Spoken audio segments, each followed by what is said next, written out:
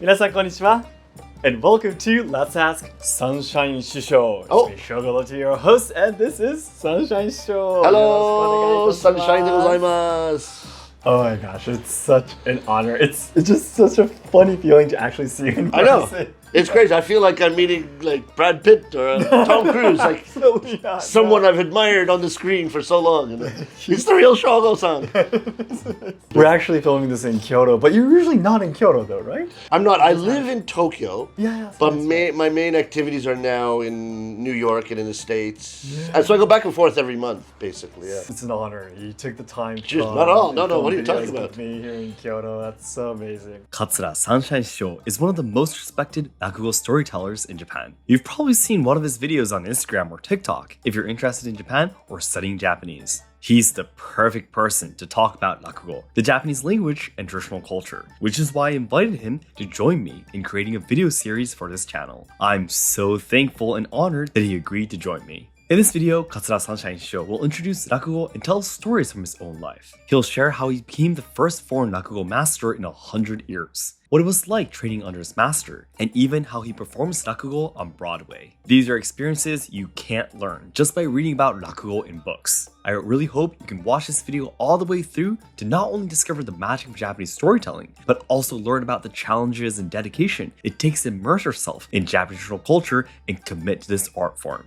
And guess what? Sunshine and I started a podcast together. Make sure to check out OMG Japan on Apple Podcasts, Spotify, YouTube, and other platforms to listen to our latest episode. それでは本日も参りましょう. First, let's have Sunshine Show briefly explain what Rakugo is. The explanation of Rakugo that I do to start my show, it's very encapsulated. Rakugo is a 400-year tradition of storytelling in Japan. The stories have been passed down from master to apprentice, master to apprentice, master to apprentice, through the ages up until the present day. Well, that's kind of a encapsulation of Rakugo. When people ask me how do you say Rakugo in English, and it ends up being kind of more of an explanation sentence than an actual word, but say traditional Japanese comic storytelling is my version of that. Okay.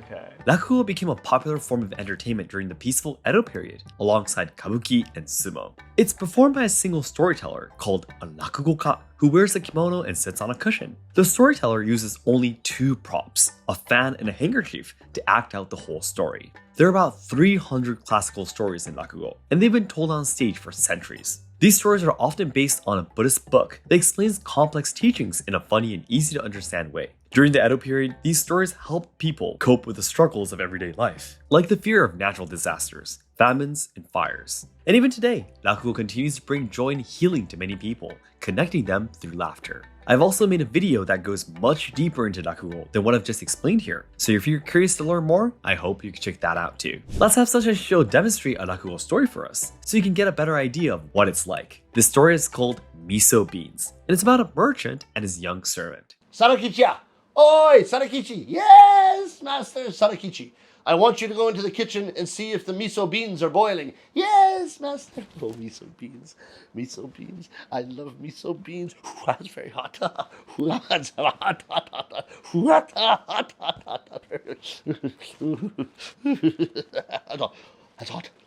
That's hot.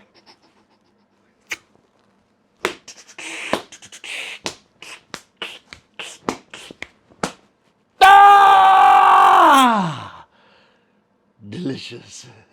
Sarakichi, what are you doing?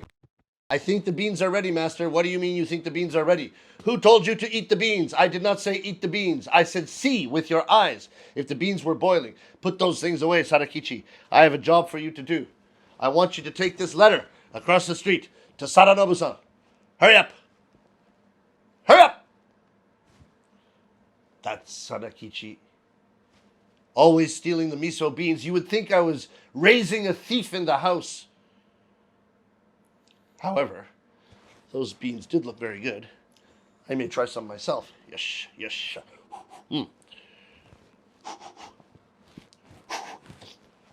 Oh, very good. Excellent. Very, very good. Good. But if Sarakichi comes back and sees me eating these beans, he'll say something like, Master, you told me not to eat the beans and now you're eating the beans. I will never hear the end of it. I should hide somewhere and eat these beans. Where can I go? Upstairs? Nah, upstairs. Sadakichi will come running up the stairs and find me.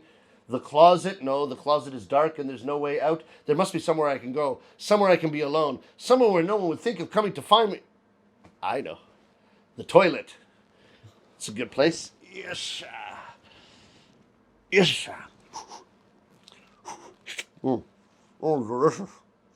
Very, very good. Doesn't smell very good, but what can you do? Master, I'm home. Master, it's me, Sadakichi. Master. Oh, my master's not here. Now's my chance. Miso Beans. Yes. Oh, very hot. Oh, very hot. Delicious. Delicious, but if my master comes back and sees me eating these beans, he'll say something like, Sadakichi, I thought I told you to stop. He'll be very angry. I should hide somewhere and eat these beans. Where can I go? Upstairs? No, upstairs. My master might be taking a nap. He'll wake up and find me. The closet? No, the closet is dark and there's no way out. There must be somewhere I can go. Somewhere I can be alone. Somewhere where no one will think of coming to find me. Oh, I know. The toilet. That's a good place. Yes. Master, Sadakichi, what are you doing here? I brought you another bowl of beans. I've watched a lot of Rakugo, but this was my first time hearing this particular story. And yes, I laughed and was really impressed by how the story unfolded.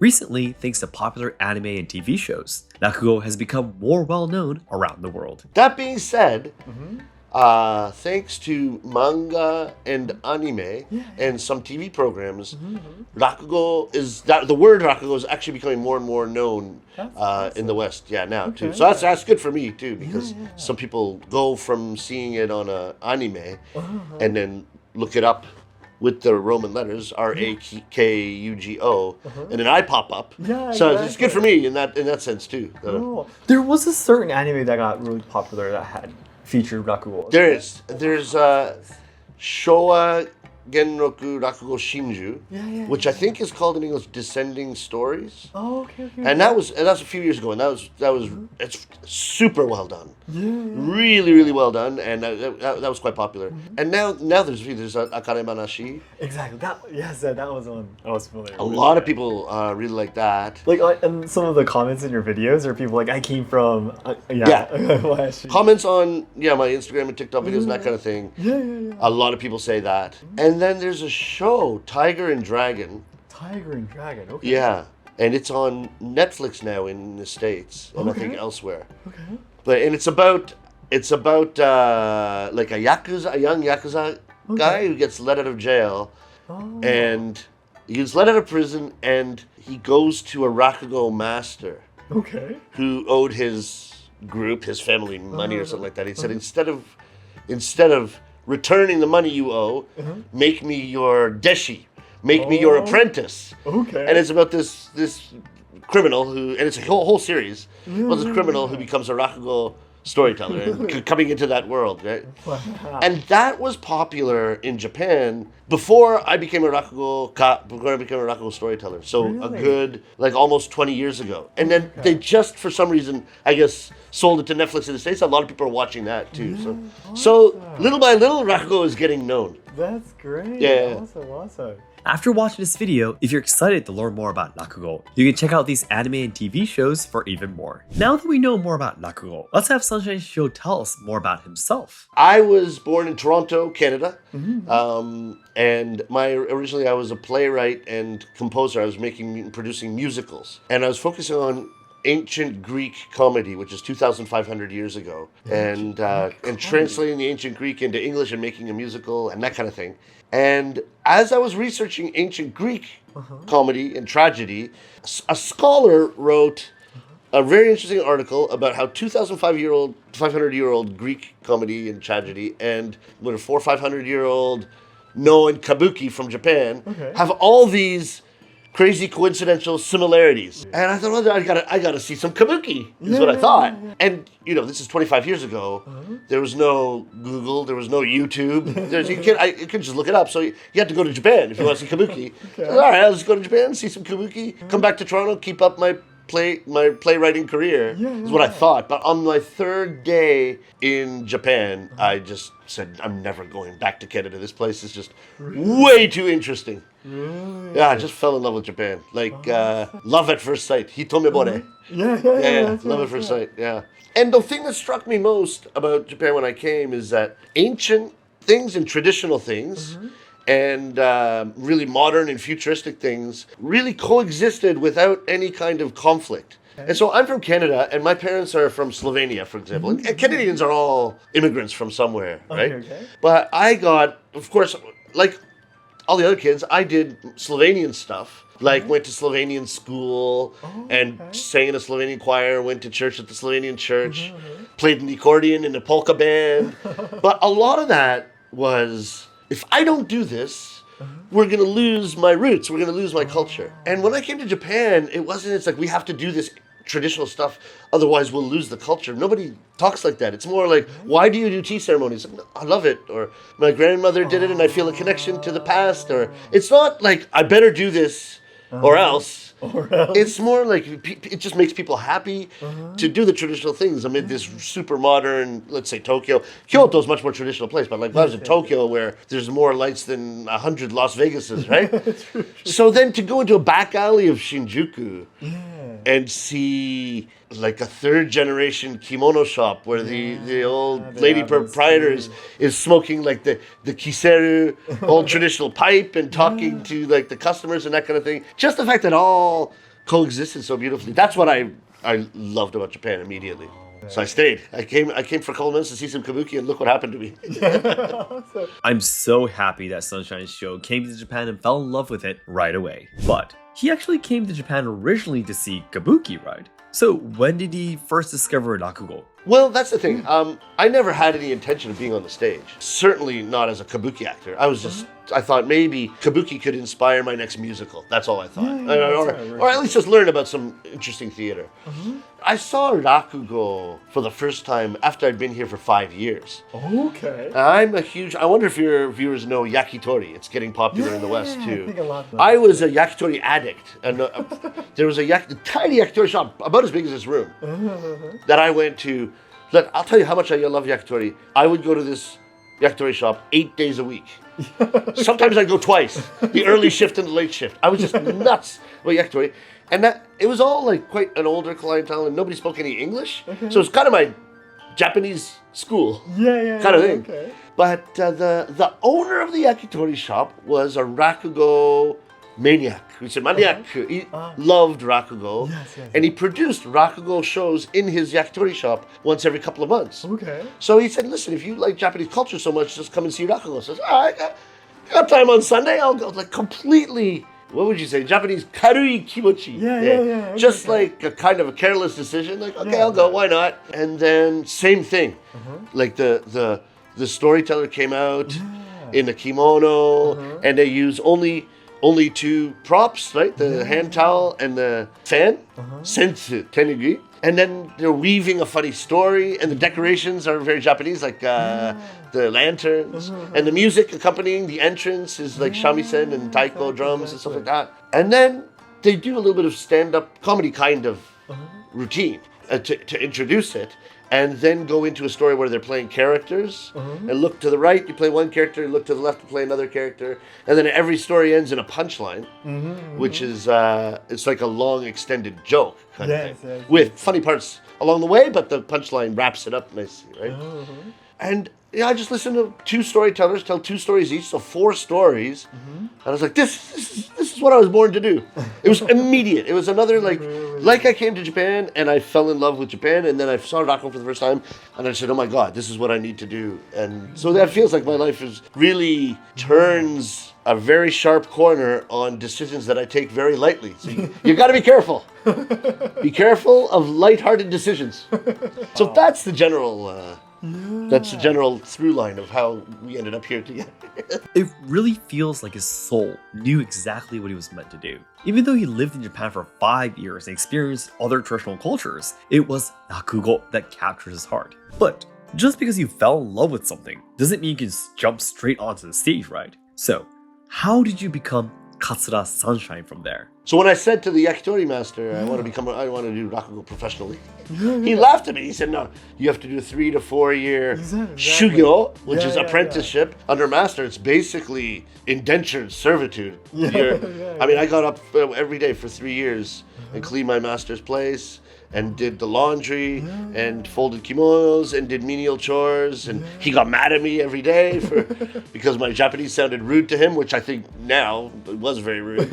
I thought I was talking normal, but I didn't know the proper levels and everything. So I went through all that. Like it's like the Karate Kid, wax on, wax off. But that's actually very accurate depiction of a traditional Japanese apprenticeship. Still though, I mean, becoming like an apprentice of a Rakugo master, my image is like really like training to become like Maiko, you know? Yeah. Maikos, Geikos, their training is really strict too, like in Kyoto. Yeah. You know, their onesan, okasan, relationship. Absolutely, 100%, yeah. It's really similar, isn't it? It is quite similar. I think, to be honest, the geisha, the Maiko, the geisha, they'll probably have it even harder, I think, than us. But depending on a lot depends on the master. With Rakugo, it's very much according to the master, what kind of... So my master was like, no drinking, no smoking. I didn't smoke anyway. No dating during the 3 years. Really? Like, just when the day's over, you get home and you prepare for the next day. It was just like really indentured servitude. Yeah, he was very strict. And he was very strict with language. But, you know, he said, look, you can study Rakugo as an amateur if you want and do what you want. But if you're going to be a professional,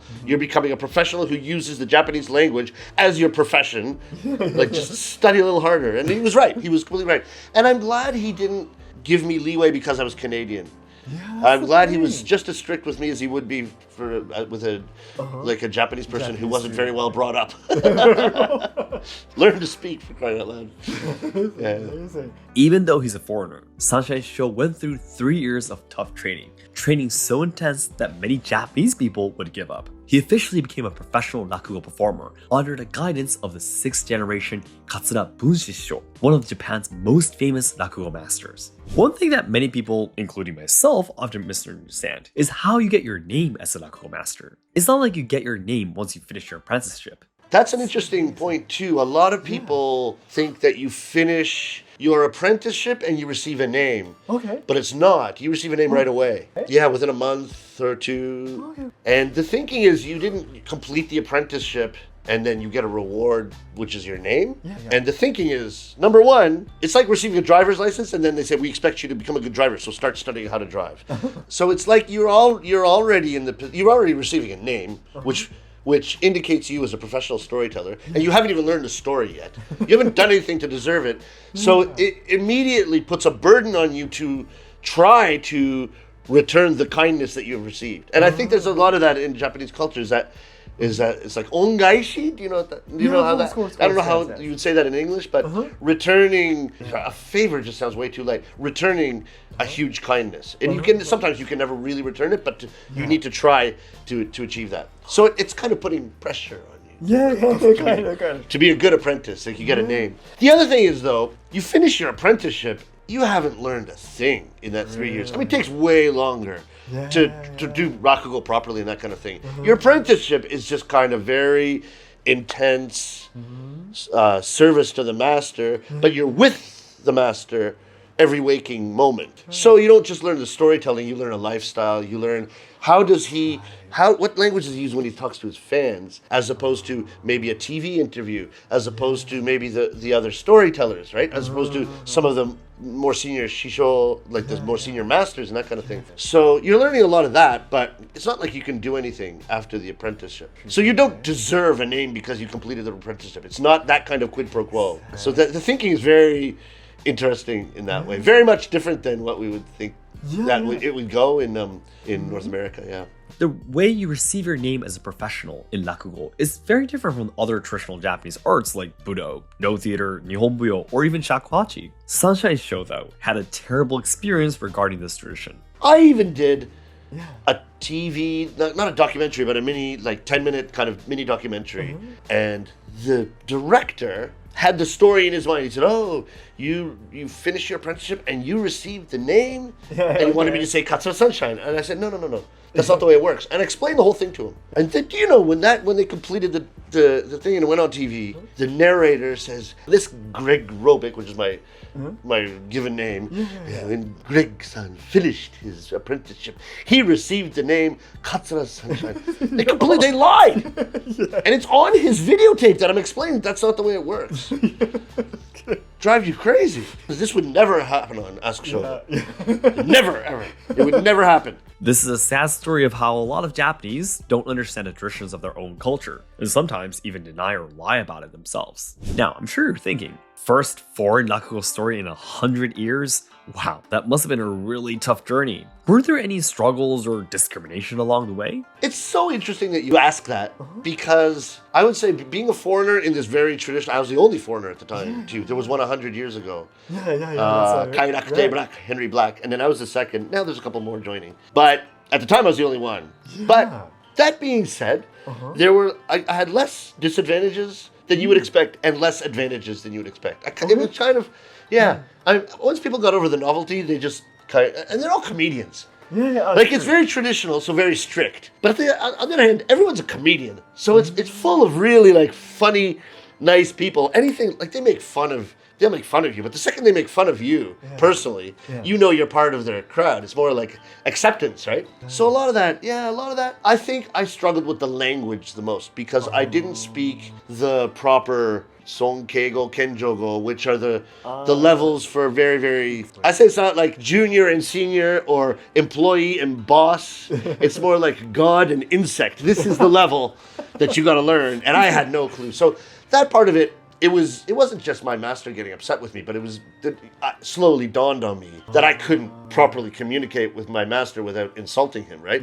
So it makes you study it. But that was probably the biggest hurdle, was the language barrier, I think, Actually, there was no discrimination. However, as a foreigner, he was expected to have the same level of language skills as a Japanese person by his master, which made learning Japanese quite challenging for him. But I truly admire and respect him for pushing through those tough times and becoming the Katsura Sunshine we know today. What's even more amazing about Sunshine Show is that he doesn't perform just in Japan, but also on Broadway, translating Rakugo stories into English. Now I have a show, actually I'm just entering next month, I'll be entering my 6th year on Broadway in New York. It's a once-a-month show at the New World Stages, is a theater just right near Hell's Kitchen. It's a beautiful theater complex. 5 theaters in one. It's like built like a movie theater kind of way, where you go into the building and there's 5 different theaters. And so I love performing in New York, and more people are getting to know Rakugo. So I would say when we started 5 years ago, maybe 80% of the audience was Japanese people who had moved to New York, Japanese people living in New York, or people born in the States but of Japanese descent. But the Japanese connection was much stronger then. And now I would say 90% non-Japanese. Really? Yeah, so it's really turned around. And that's kind of the point of, I don't want to go all the way to New York and just perform for Japanese people. I could do that here, right? So I'm glad that people who are not Japanese are recognizing and enjoying Rakugo. But what did you do to make all those people know about Rakugo more? I mean, first sight, if you see Rakugo, if you don't know anything about it, there's so many other things you can see in Broadway. How did you I'm really blessed. I don't know. And, last month's show was the most packed show since we started. It's going up and up and up. Like the theater's packed. Yeah, I don't know, but people are finding out about it. I think once you have a show there for a long time, people say, well, that's still there, we better go see it. Now, that being said, their Japanese culture is massively popular around the world. So it's just because people are not Japanese doesn't mean they're not interested in it. People love Japan. And when you say, oh, this is Japanese, it's traditional, he's doing it in English, which we understand, and you're also going to laugh, I think that combination is okay. Let's give it a try, and then when people come, they seem to enjoy it. They seem to laugh at the same points. I'm not adapting it for New York or anything. It's very much direct translation of what I would do in Japanese here for Japanese people, and yeah. So it's just the audience has been getting better and better, bigger and bigger, more and more popular. But also, I have to say, we go back to the media. So for anime, manga, and these shows, that helps a lot. And now, just posting little Rakugo bits on the internet too, like Instagram and TikTok have really taken off for me. Yeah. In the last, actually in the last year. It's a weird story. Do you mind a weird story? Yeah, of course. I was really focused on YouTube. And I thought, well, Rakugo, people are going to want to see it on YouTube. And I ignored, sorry Instagram, sorry TikTok. I hope you don't. I ignored, wasn't really much into those. Okay. I was focused on YouTube. And so my channel, maybe, I don't know, has 20,000 or something like that. It was going, but it didn't take off. And then, do you know America's Got Talent? Of course. Yeah. One of the producers of the America's Got Talent in Los Angeles happens to be Japanese. And a young guy. Wow. Really? And his father said, why don't you have Sunshine on the show? So his father forced him to contact me. And this guy said, look, my dad called him, but I think you might be good on the show. I have to take it to the committee of producers, but can you send me some clips? I said, yeah, how long? He said, 1 minute. Can you do Rakugo in 1 minute? I said, sure I can. And I made like what would look like an Instagram reel. Like a very so, cool video. what did I say? Tate. It's like portrait. Portrait, not like a YouTube, but they did a portrait. And 1 minute, I sent them 5 clips of like an old show I did in Toronto years ago. And then it took him 2 months to get back to me, and he said, yeah, the committee just says it's not quite a fit. I said, okay, that's fine. No problem. And I just put them up on Instagram. I thought, oh, this is like an Instagram reel. Okay, let's try this out. And like the second one I put up got like 1.5 million views. It was ridiculous. And suddenly, my Instagram followers that had been consistently 8,000 people for 7 years. Didn't go up, it didn't go down. It was like 8,100 and something. Sometimes it dipped, and then it would hurt my feelings. But I was never posting anything, so whatever. But suddenly went up to tens of thousands, went up to like almost 100,000 in like a month or something like that. I was like, really? What was I doing on YouTube? Sorry, YouTube. I love YouTube. I love YouTube. Sorry, YouTube. Oh, is YouTube in this direction? Sorry, YouTube. Whichever one YouTube is. So then I've been focusing on those recently, and that's had a big effect on the audiences, I have to say. Like a lot of people come in and they say, yeah, have you been on my Instagram? I've been meaning to see you. So, I mean, it's great. Look, 20 years ago, when I was in theater, 30 years ago, there was no such thing. You had to buy an ad in the New York Times. Thousands of dollars for this ad, which who knows if anybody reads it, right? It's so much better now with this medium. It's amazing. It's great for us. It's great for artists, I think. Performing a traditional Japanese art form on Broadway, where the competition is tough, for over 5 years is truly impressive. But Sunshine's show is humble and says that the growing popularity of Japan, along with anime and shows about Rakugo, have helped him along the way. Now his short videos on social media are going viral and becoming incredibly popular too. If you haven't seen them yet, you definitely need to check them out. Okay, so we all know that Katsura Sunshine has already achieved so much, but I was really curious about what his goals and vision for the future are. My actual immediate goal right now, having been on Broadway for now in the 6th year, just to take the next step to bring Rakugo to a wider audience, I would like to make Rakugo into a Netflix comedy special. And do you know comedy specials? Did they exist when you were in the States? I don't think so, no. What kind of show is that? A comedy special is basically a stand-up comedian in a theater of a couple thousand people with like a mic, and they just do an hour. Their set.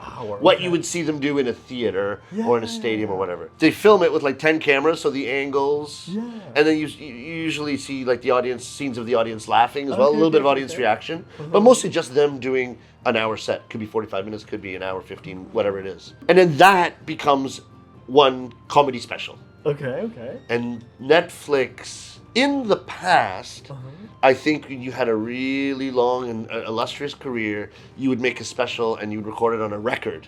Okay. And so it would be the really famous guys that are really really advanced in their career, and then put out some records. And I think it was born from that.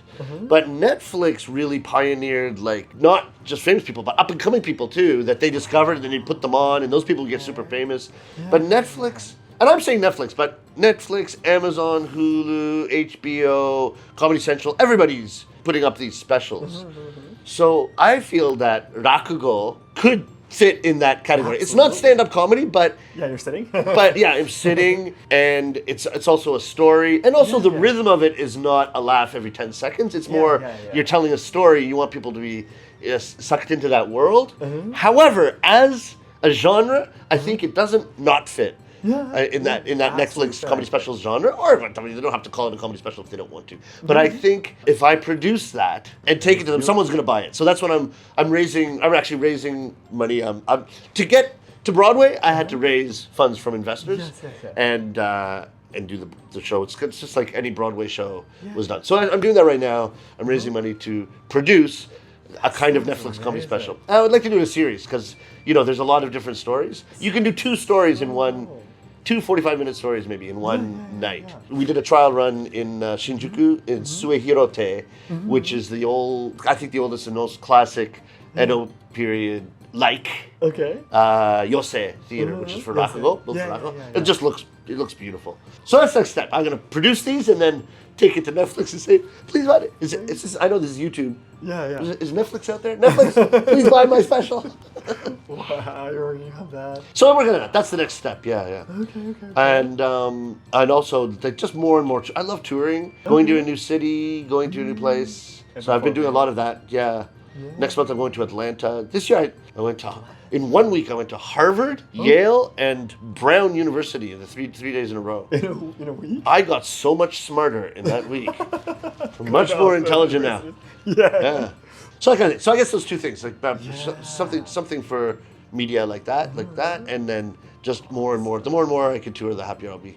So ultimately, you want more people to know about Rakugo and enjoy Rakugo. 100%. That's all. That's all. I mean, is there anything beyond Rakugo? No, absolutely not. Yeah. If a movie director put me in a movie, I would do it, but not because I want to be in a movie, but because I want to be in a movie so that more people know me, so that more people come see Rakugo. But everything leads to Rakugo for me, really. Yeah. I can already see those dreams and goals coming true. I plan to invest in Sunshine Show's projects myself to support him making them a reality. By now, I'm sure you're eager to learn more about Rakugo, the art that Sunshine Show has fallen in love with, right? So, my last question for him was, what do you think are the charms of Rakugo that kept people in love with it for centuries? That's such a good question. And I would add to the question, why is a humorous art form like this able to transcend not just time, but also borders and language? Exactly. It's fascinating. I didn't know, even when I started, I didn't think it was going to be that popular outside of Japan in English. I thought some people might like it as a novelty, but then when I first saw it, I thought it was incredible. So I shouldn't be surprised that that's the case. I don't know. I don't know. But the beauty of Rakugo is, number one, it's an old form of storytelling, ancient form of storytelling. You're getting in touch with ages past, and these really quirky, funny, very Japanese, but also very familiar and very universal kind of characters. And these characters come to life with the single storyteller. And there's no. One thing I've noticed recently, there's no evil character. There is no such thing as an act of good versus evil. There are people who do bad things, maybe unintentionally, maybe intentionally.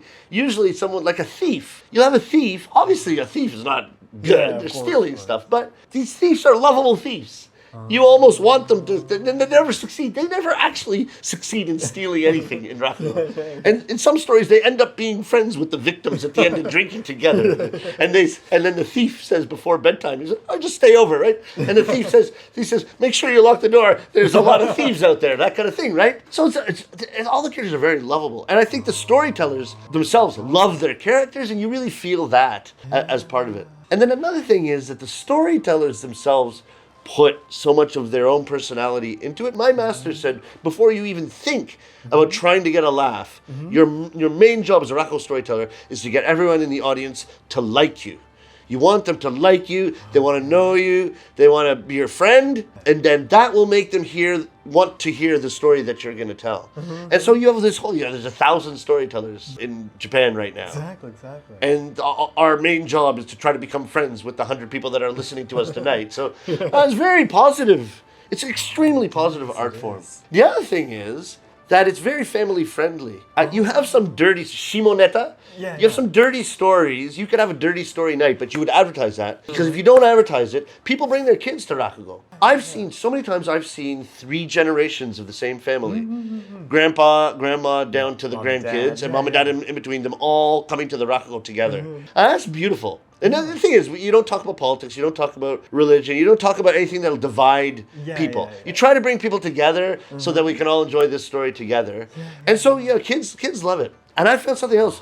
Something else that's really fascinating about Rakugo is, let's say you have a Disney musical or a Disney show. So the kids love it because of all the crazy action and the slapstick. And the parents love it because there's so much clever wordplay and it's incredible music and there's intelligent stuff happening. Yes. So kids can enjoy it and adults can enjoy it. That's the genius of Disney. However, the adults are enjoying it for different reasons than the kids are enjoying it. I mean, the adults can enjoy the slapstick, but they're also getting a lot of interesting things to stimulate their minds and that kind of thing. Where the kids are not picking up those double entendres, that kind of thing. I totally get that. Rakugo is not that. Rakugo, the kids are laughing at the same thing as the parents are laughing, on the same level as the grandparents. It's a very simple kind of humor. It's simple, but you still laugh. Like, right?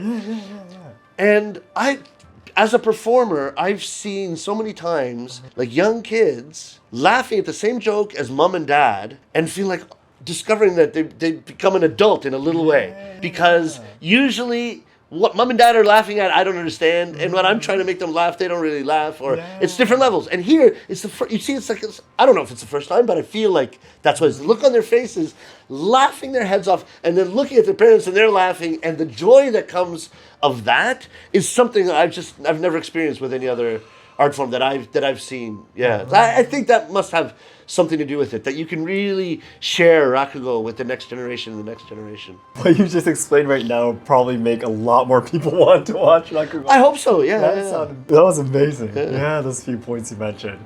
Sunshine Show explained that Rakugo is a very positive form of comedy, enjoyed by people of all ages and nationalities. It teaches us how to forgive others, accept each other's flaws. Make sure to check out Sunshine Show's social media platforms, and stay tuned for more Last Ask Sunshine Show videos coming soon. From here, Rakugo has a lot of stories, right? Yeah. So from here, because there's so many stories, if you're going to be watching Rakugo the first time, I'm pretty sure you'd be like, okay, what should I watch? Yeah. If I don't know the stories, beforehand, I might not understand everything and such. So the next video would be great if you can introduce a couple of your favorite stories that I want Rakugo beginners to watch. Sure. Yeah, and kind of briefly explain the stories. Sure. Yeah, so that more people will be able to go and watch Rakugo and just be like, oh, I know this story before. Yeah. Sometimes Show explained it to me before and such. So that's going to be the next video. Sure. Okay? Yeah. Well, thank you so Perfect. much for Can we stand up? Yeah, we can. Adios,